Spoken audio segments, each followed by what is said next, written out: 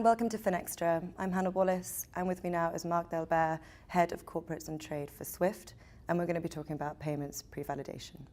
Hi Marc, it's good to see you again. Thank you for speaking with us. Hello Anna. Yeah. Now, to set the scene, can you tell me how is SWIFT driving transformation in cross-border payments?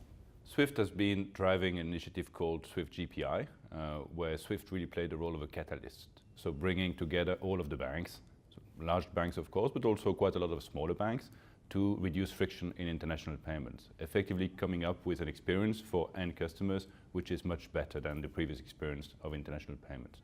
Practically today we've reduced the time of end-to-end payments down to less than 30 minutes for half of the payments being sent over SWIFT.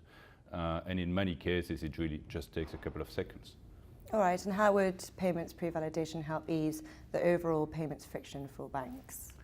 Of course, some of these payments today still take time, and one of the reasons why they take so much time is because the information which is submitted in these payments is incorrect or incomplete or is causing problems.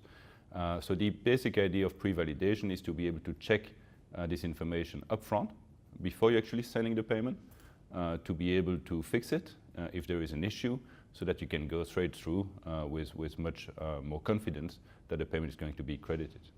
All right, and how does that work in practice? So in practice, it is about banks exchanging information in real time. So we're doing that through APIs. So banks are calling straight the beneficiary bank to check whether the information on the account is actually correct. And we have set up a pilot group with 15 banks that have defined these specifications for the whole industry. And now the banks are starting to implement this, and more banks are starting to join the pilot for implementing the service. Fantastic. Well, it's certainly an exciting development. Yes. And finally, what barriers are there around adoption for medium to small banks looking to adopt payment pre-validation? So one thing that we've done as part of the pilot is making sure that smaller organizations will be represented. So we got really their requirements as part of the overall requirements, so we didn't just limit our work to the large transaction banks. The good thing is that for the smaller banks, it's actually quite easy to implement the service, and we're very confident that we can achieve full adoption with that service over time. All right, well, Marc, it's been a pleasure. Thank you very much. Thank you, Anna. And thank you for watching.